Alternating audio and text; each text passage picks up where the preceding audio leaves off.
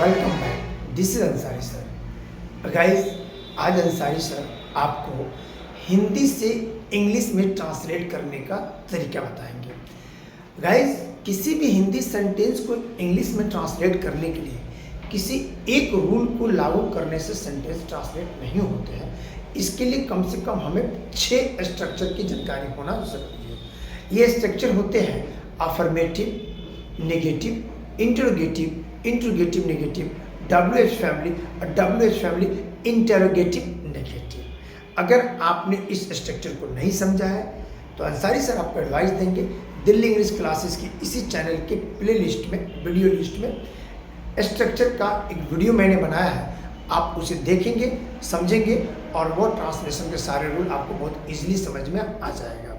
सबसे एक common rule है कि दुनिया का कोई भी सेंटेंस हो उसे आपको ट्रांसलेट करना, अगर वो सेंटेंस अफर्मेटिव है तो सबसे पहले सब्जेक्ट, सब्जेक्ट के बाद उल्टा चलेंगे, आपका अफर्मेटिव सेंटेंस का ट्रांसलेशन हो जाएगा।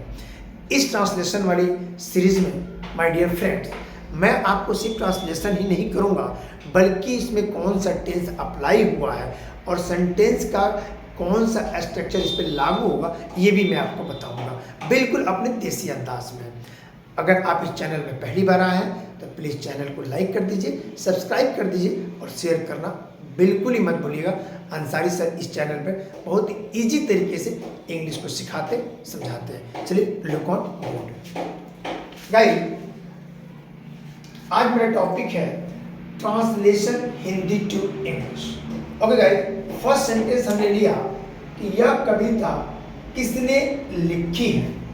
यह कविता किसने लिखी है, यह सेंटेंस है प्रेजेंट परफेक्ट टेंस का।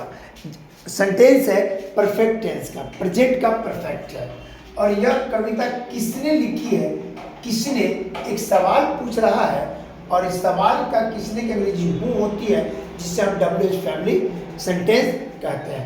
WH फैमिली सेंटेंस का स्ट्रक्चर होता है, सबसे पहले हम बनाएंगे WH फैमिली, उसके बाद हेल्पिंग वर्ब, उसके बाद सब्जेक्ट, उसके बाद main verb plus other verb. चलिए बोर्ड पर देखते हैं, यह कविता किसने लिखी है। तो सबसे पहले हम किसने की अंग्रेजी बनाएंगे और किसने को अंग्रेजी में कहते हैं हूँ। हूँ के बाद हमें चाहिए हेल्पिंग वर्ब, लिखी है, आ है, ई है, ए है की आवाज आ रही है, ये प्रेजेंट का परफेक्ट है और इसमें लग जाएगा हमारा हेल्पिंग वर्ब है, हु हैज, हु हैज। उसके बाद पीछे से चलेंगे लिखना, लिखने को राइट कहते हैं और राइट का तीसरा form written, who has written. इसमें मैंने रिटेन इसलिए लगाया क्योंकि प्रेजेंट का परफेक्ट है जिसमें वर्ब का तीसरा फॉर्म लगता है। तो who has retain this poem, this poem, this poem. यह कविता किसने लिखी, पहला सेंटेंस हमारा बनकर तैयार हो गया। राइट गाइस, नेक्स्ट है यह कविता मिल्टन द्वारा लिखी गई है। यह कविता मिल्टन द्वारा लिखी गई है, यह प्रेजेंट परफेक्ट का टेंस है। यह कविता मिल्टन द्वारा लिखी गई है, तो सबसे पहले इसमें सब्जेक्ट कौन हमारा, यह कविता, यह कविता। उसके बाद हम उल्टा चलेंगे और इसको ट्रांसलेट करेंगे। यह कविता, दिस पोएम, हमने कहा दिस पोएम, यह कविता लिखी गई है, गई, गई, आ ए ई, आ आई गई ई, इसमें लगेगा has been, this poem has been, this poem has been written, WRITTEN, write a third form written. This poem has been written by Milton. यह कविता मिल्टन द्वारा लिखी गई है। ओके, हमने कहा क्या तुम इस कविता को समझते हो। अब सेंटेंस की शुरुआत हो गई क्या से। किसी भी हिंदी वाक्य की जब शुरुआत क्या से होती है इसे हम इंटरोगेटिव सेंटेंस कहते हैं, इंटरोगेटिव होता है। और इस क्या के लिए व्हाट यूज नहीं करते हैं बल्कि सेंटेंस का जो हेल्पिंग वर्ब होता है वही इसका क्या होता है। तो क्या तुम इस कविता को समझते हो, ता है, ती है, ते है, ये सिंपल प्रेजेंट टेंस है, इसमें लगने वाला हेल्पिंग वर्ब डू या डज है। तो कह रहा है क्या तुम इस कविता को समझते हो, तो क्या के अंग्रेजी हम लिखेंगे डू यू। डू यू समझते हो, understand, understand, do you understand this poem, this poem, क्या तुम इस कविता को समझते हो, do you understand this poem. Sorry guys, I hope कि बात आपको समझ में आ गई हो। अगर मैं तुम्हारी मदद नहीं करूंगा तो तुम्हारी मदद कौन करेगा। अब सेंटेंस की शुरुआत हुई अगर से, इसे कंडीशनल सेंटेंस कहते हैं।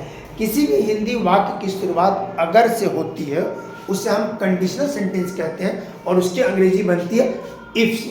तो हमने कहा अगर मैं तुम्हारी मदद नहीं करूंगा, राइट, अंत में गा आ रहा है लेकिन ये फ्यूचर नहीं है बल्कि सिंपल प्रेजेंट टेंस में इसे हम बनाएंगे इफ। हमने क्या कहा, यदि मैं तुम्हारी मदद नहीं करूंगा, इफ, यदि मैं तुम्हारी मदद नहीं करूंगा, आई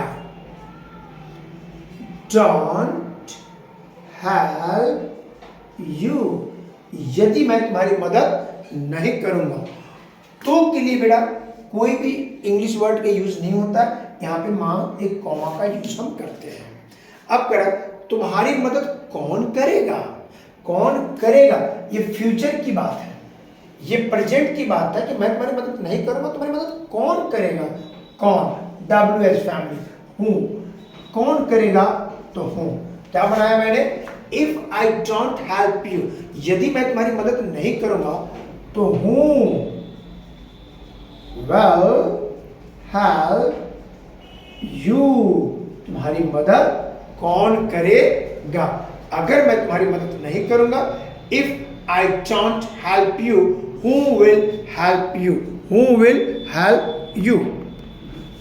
okay guys, next sentence is तुम यह काम करना क्यों नहीं चाहोगे, तुम यह काम क्यों नहीं करना चाहोगे, तुम यह काम करना क्यों नहीं चाहोगे। तो क्यों की अंग्रेजी हम बनाएंगे सबसे पहले वाई, वाई, क्यों की अंग्रेजी हमने निकाल दी पहले why will you not, why, why will you not, why will you not like to do this sorry guys, this work, तुम यह काम करना क्यों नहीं चाहोगे, why will you not like to do this work। Okay guys, आज Ansari sir ने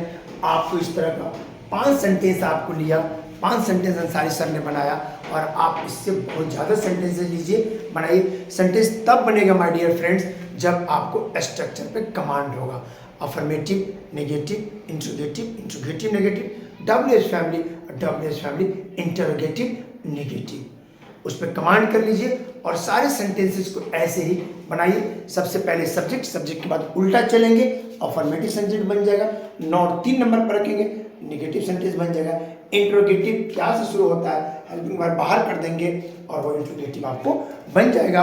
WH family sorry guys, WH family की पहचान है कि सेंटेंस के बीच में कब, क्यों, कैसे कोई प्रश्न पूछेगा तो WH फैमिली सेंटेंस होगा। एक बार आप स्ट्रक्चर को देख लीजिए, कमांड कर लीजिए, बनाइए, फिर एक नए वीडियो में अंसारी सर और रूल लेकर आएंगे और आपको ट्रांसलेशन करेंगे। तब तक आप अपना बहुत बहुत ख्याल रखिएगा, मुस्कुराते रहिए, अंग्रेजी सीखते रहिए। Bye bye.